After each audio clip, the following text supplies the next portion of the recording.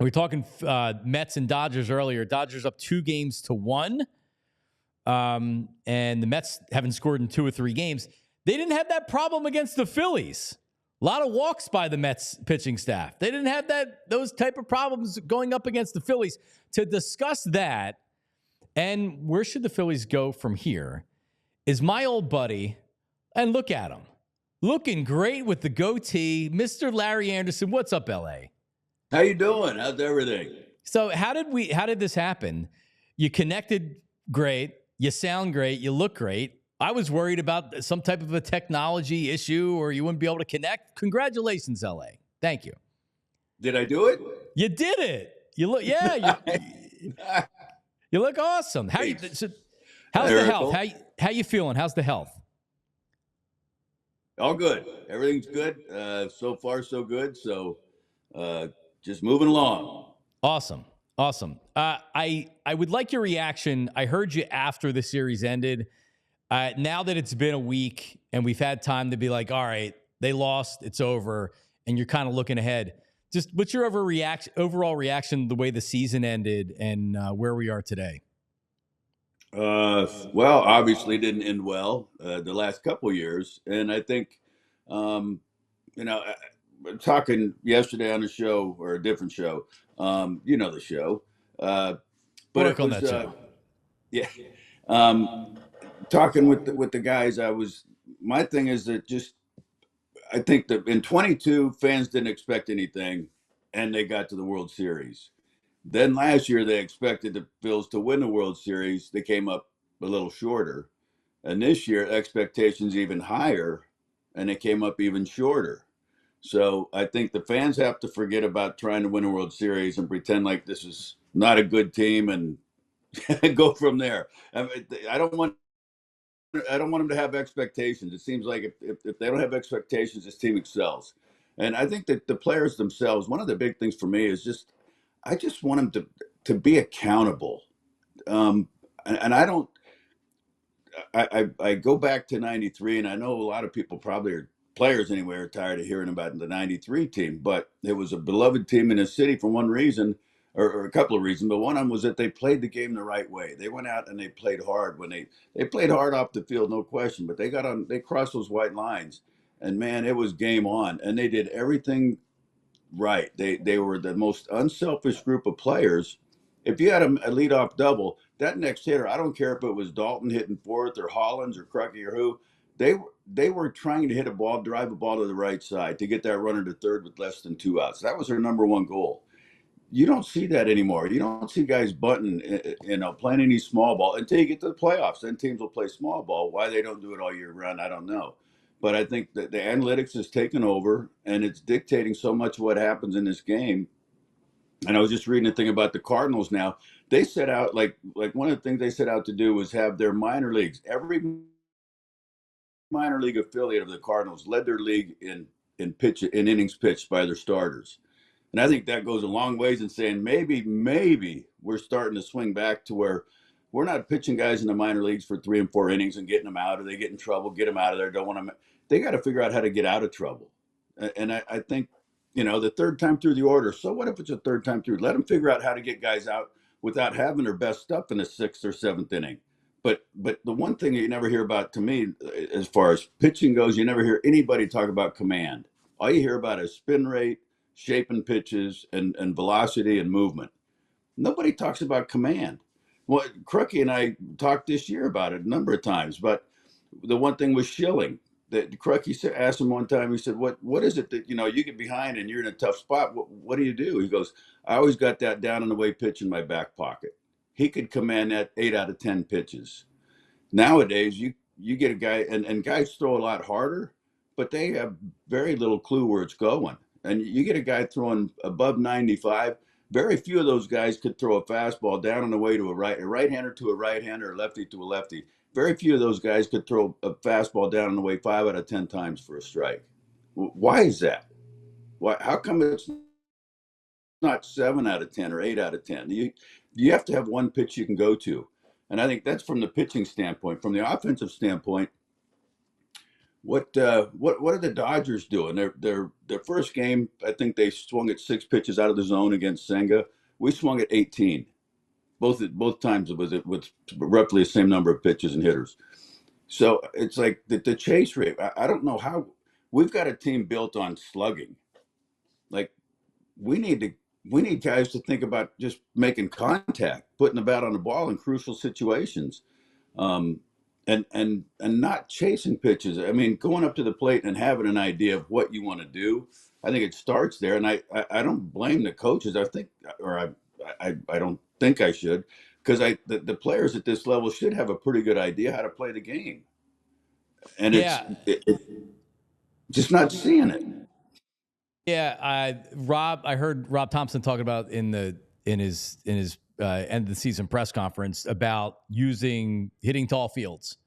They became very pull happy and Yes. relying on. Let's face it. If this team's hitting home runs, LA, they're probably winning games. That's how they score their runs. Yeah. When they're not doing that, and it gets colder in October, and it's not as easy to hit home runs, and you're facing better pitchers and better bullpens, when you're not using the entire field and you're one-dimensional in how you score runs, look what happened with the Phillies. The one game they beat the Mets, what did they do? They had back-to-back home runs to get it started with Harper and with Castellanos. The other games, they struggled to score runs. So it leads me into the next question. Is the construction of this team, can you win with it? And would you do some tinkering? I think for the most part, this core is set in the veteran guys that you have. However, can you come back with the same offensive roster? Can you run this back next year? Would it be wise to run it back next year with the same team? Or do you need to make a move or two to change some things up? I think, I mean, to me, what's the definition of insanity is doing the same thing over and over and expect different results. I think there has to be some tinkering of some sort. They've got to mix it up. How you do that, I don't know. I mean, the salary or the payroll is extremely high right now. So I think, to me, it's unrealistic to think about bringing a Soto in or somebody like that. But there's a lot of guys out there that can put the bat on the ball, that use the whole field. That, like as you said, this team's built for home runs. And when you got a team built for home runs, you can expect big time highs and bad time lows, because if it's all about home runs and it gets streaky. You can things kind of become streaks in a sense of where you got a bunch of guys hitting home runs, everybody's happy, everything's going well, and then when you stop hitting and you start chasing and everybody's trying to hit home runs, including Johan Rojas, like then you have major slumps. And I mean, it's something you look at, you go, how do we get out of this? Well, I mean, I think one of the things is going to the plate with an idea, with what you want to do. And to me, it should start with just let's put the bat on the ball. I mean, we think about. I know it sounds so simple and so stupidly easy, but think about going back to playing pepper.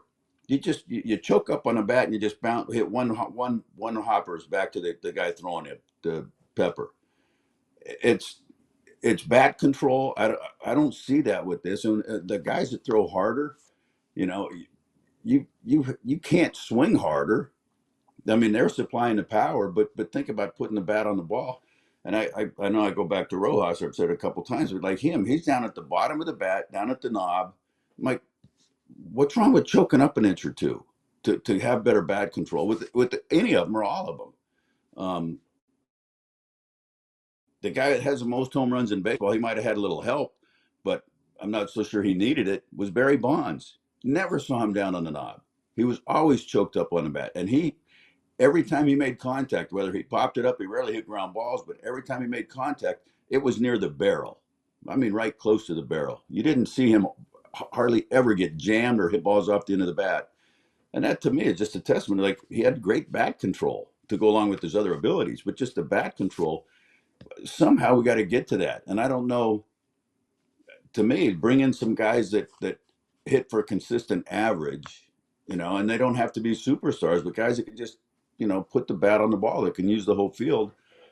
I think that would help. But as you said, the core of this team is built in. I mean, and there's a lot of guys that are sluggers. But one of the things that just surprised me is Trey Turner's average. Like, not as much as he chased and as much as he, went out of the zone. He just, and I know he got hurt there, and that set him back, but and missing that time. But I'm pretty sure K Long emphasized let's use the whole field, but telling guys to do it and them executing it are obviously two vastly different things. Yep. LA, you mentioned expectations a little earlier. As a ball player, and you had said it, and it actually makes a lot of sense.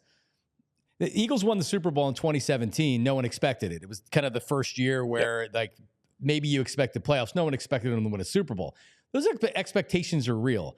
As a ball player, what's it like? 93, there was no expectation, at least not from the media or from the outside. What's it like when now you win and there are expectations? Does that change players? How much more difficult is it with the expectations?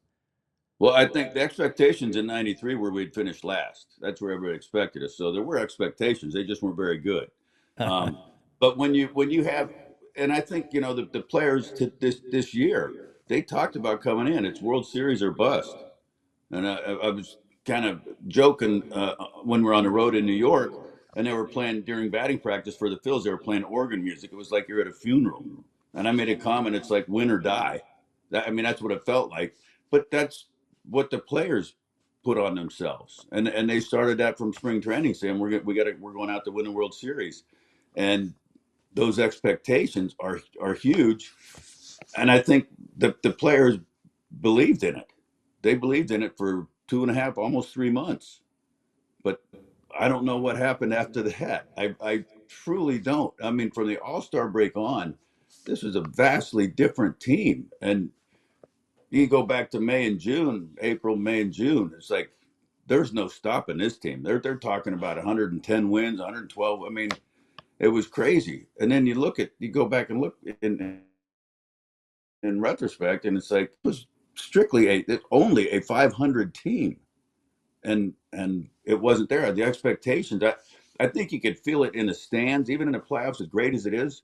I think the players let I say there's a difference between a home field advantage and Phillies home field advantage. They let that Phillies home field advantage kind of slide away. It's like, I'm not so sure anymore. Is it really a Phillies home field advantage? Because they've lost, 3 of their last 4 games at home in the last 3 years.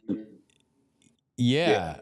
I was watching LA. I was going through the NLCS from last year against the Diamondbacks, and like you had said, when you're hitting home runs, they're the highs. When you're not, that's the lows.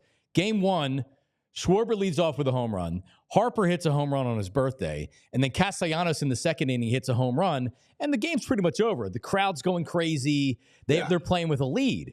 And then look what happens after that. Game 6 and 7. They all they had to do was win one game at home to go to the World Series. And all of a sudden, the best home field advantage in all sports no longer was a home field advantage. We saw it again this year. So it's tough, man. It's tough. They're in a tough spot because they're a good team, but they don't have a lot of flexibility in what they can do. No, there's not. I mean, and I think Dombrowski said it too. He said this, and Thompson both, I think, said this team has the players to win a World Series, but how are you playing when you're going into the playoffs? And I think the Mets have proven how important that is. I think it's almost identical to what the Phils were doing in 22. They're hot at the right time, and there was like you get on that roll, and it's almost like there's no stopping us. I don't think anybody expected the Mets to be where they're at. There were no expectations. They were playing great. They had their gimmicks and their grimace and their pumpkin and that stuff, the OMG. And the Phils they were on that kind of streak too in 22. But when the expectations are there, I think you put more pressure on yourself. You're like, we have to do this, we have to do that. And that's just self-induced pressure. And I think it's hard. You have to go into spring training, or you should go into spring training believing that you're going to the World Series and you're going to win it. There's no sense in going to spring training if you don't come in with that attitude and that mentality. And the Phils had that, but somewhere it got away from them. And I think that's one of the things where I think this team, as good as they are, I would love to see somebody step up. And I'm not in the clubhouse, so maybe I'm talking a little bit out of school, but from having been there and seen what it's like when things are going good, somebody needs to step up and be able to confront teammates. A la Darren Dalton. When guys aren't running balls out, when guys are hitting pop up and stand there watching it, or guys are making silly plays, you're making dumb mistakes. Where's the player that goes to that player and says, "Hey, we can't be doing that"? Where's the player that says, "Hey, you got to run that ball out, man"? Why does it always have to be the manager or the coaches?